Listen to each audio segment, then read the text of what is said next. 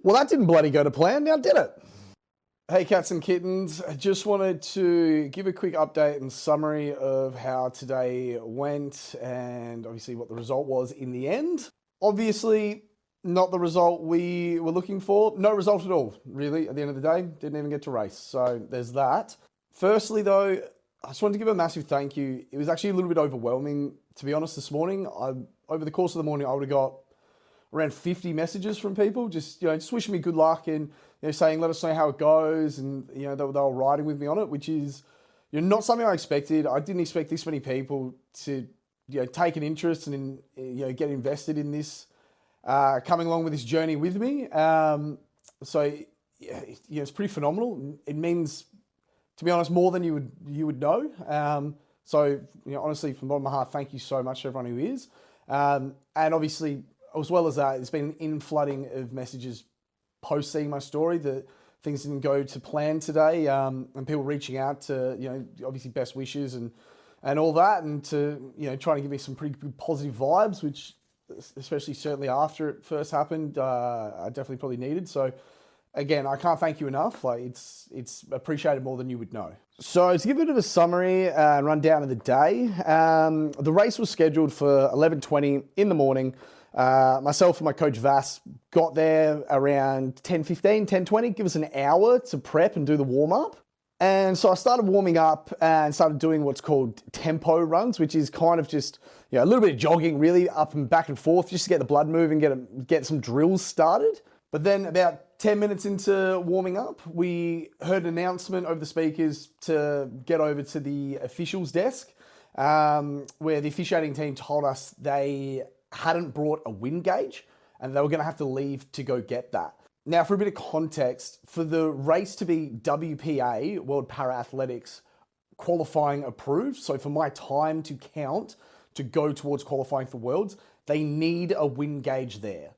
Obviously, having no real experience in track, I don't understand the wind gauging system. I don't really get how it all works, but all I know is they needed one. They hadn't brought one. They hadn't set one up, so they had to go get one. And I know what you're thinking, why, knowing that this was a WPA approved event and that people were coming to qualify times, wouldn't this have been organised prior?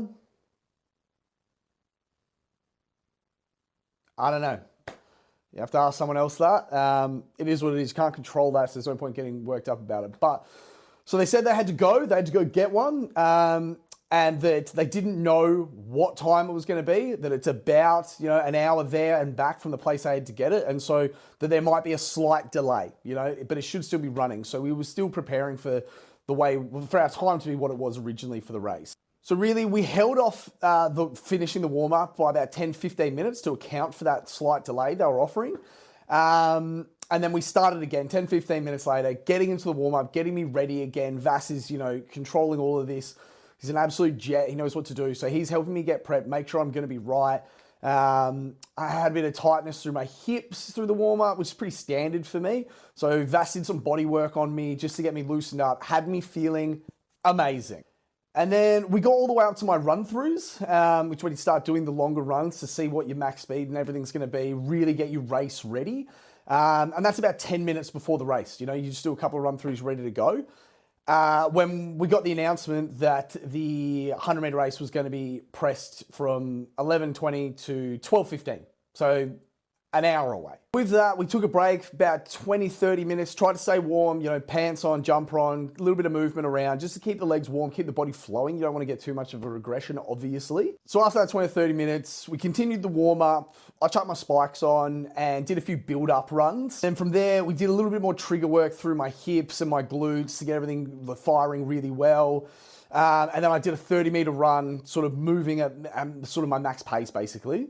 And to be honest, I was feeling phenomenal.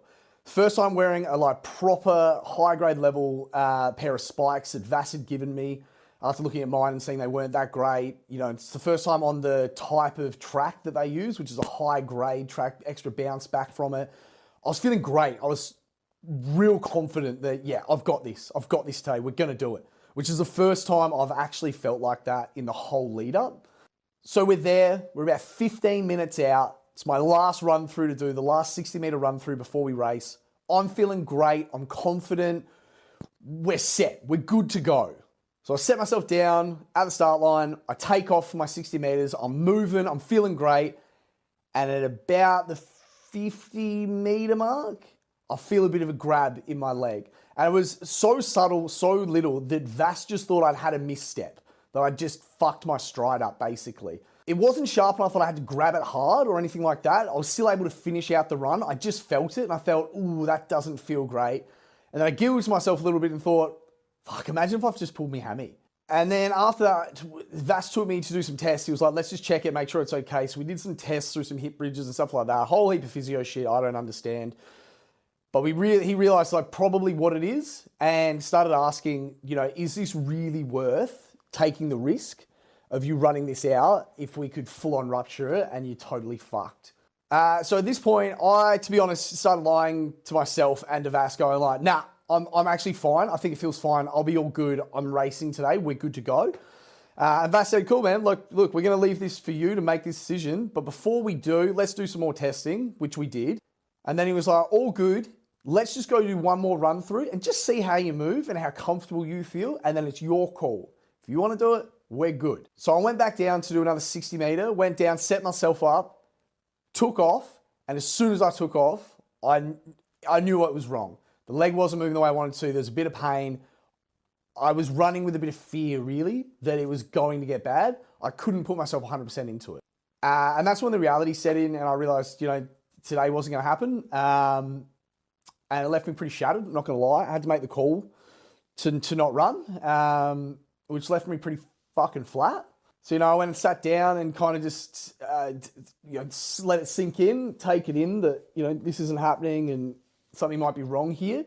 And then, yeah, I had to deal with that reality a little bit. And to be honest, it's probably the first moment where, you know, it's really started to dawn on me that, you know, I am 35 years old and thinking, you know, over the space of 3 weeks of training, I can go from getting off the couch basically to going to world champs and being able to compete at an elite level was, you know, probably a bit delusionally optimistic, even for me, who carries a pretty, you know, healthy level of delusional optimism. And then obviously I started going through, you know, the usual healthy sort of thing most people would in this scenario, which is, well, what if I'd done this? What if I'd done that? What if they hadn't fucking delayed the race? This is their fault. You know, real healthy, like, mental pattern to go through.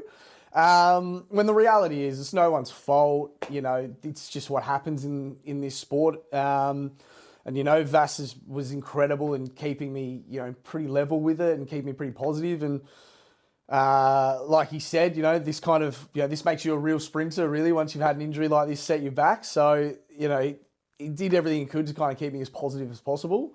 And then obviously there was, you know, the process of having to let, you know, the coaching staff and everyone who's helped me along this path so far, you know, the Sports Institute, let them know that obviously I wasn't able to do it. And for me, I think probably the biggest thing out of it was I just really feel like I've, you know, let a fair few people down. A lot of people have put in a lot of time and effort and taken a lot of responsibility on for me with this. You know, Jade's done it with taking care of Nola, my daughter, for the last few days while I've been able to focus on this. And, you know, my coaching staff, Vass put so much time in. He let me train with his whole team of national champions the other day. He's taken the day to work on me and to help coach me up to this. Kirsty and the team, Jason, everyone have put weeks of effort into this to make it happen. And I think for me, it just felt very much like I'd let a whole heap of fucking people down, which was probably the hardest thing to sort of come to terms with, and it fucking sucks. They've all obviously been amazing. They've all reached out to me and said, don't think that way at all. This is very standard. It happens.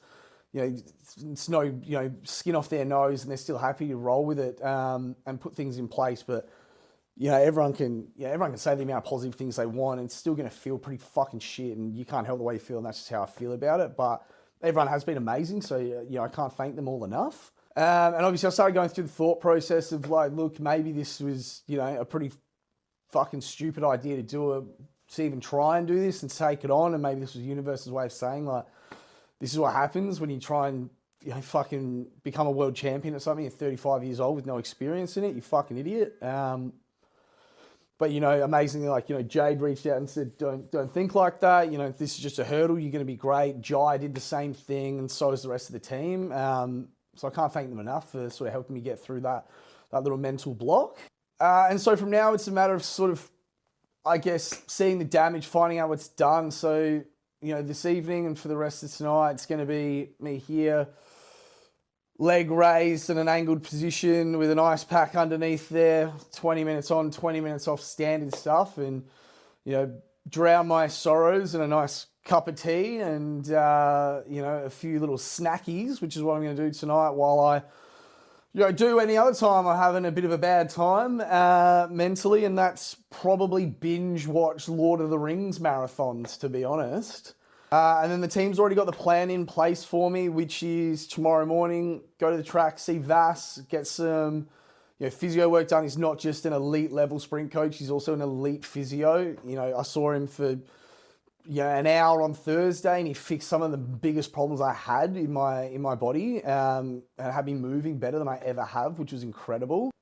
So I'll see him tomorrow morning. He'll be able to tell pretty quickly what the damage is by tomorrow morning, and then spend the day doing recovery, go home, and then Monday, the team from the Institute of Sports, Kirsty's gone out above and beyond already and got me booked in for scans to see what the damage is. And we're hopeful it is, really low, minor grade 1, strain or tear in the hammy. That's optimal sort of scenario. And if that's the case, then, we start rehabbing it straight away, try and get it right as quickly as possible. And there's still the window open for the absolute last race that I can use to qualify for Worlds, which is next Saturday up on the Gold Coast. So yeah, that's it pretty much. There's still a door open. It's getting smaller and smaller as we go, but that's life sometimes. Sometimes you just got to, like I said, you got to roll with the punches and roll the dice and see what plays out. So the delusional optimism lives on for at least 6 days. Or if we see it tomorrow and it's completely fucked, or if I get the scans Monday and they say it's completely fucked, in which case we'll pick up the pieces from there, I guess. But for now, it's, feel a little bit sorry for myself, spend the night eating my feelings more than anything, and then tomorrow we start the process of seeing the damage and then the rehab and take it from there. But I just really wanted to, again, bottom of my heart, say thank you to everyone for reaching out and for coming along the ride with me more than anything. Massive thanks to my coaching staff. I'm sorry for fucking it up. But let's hope this time next week we're doing a very different video with a very different outcome, and things go a little bit better. But thanks for coming along for the journey, and we'll speak then.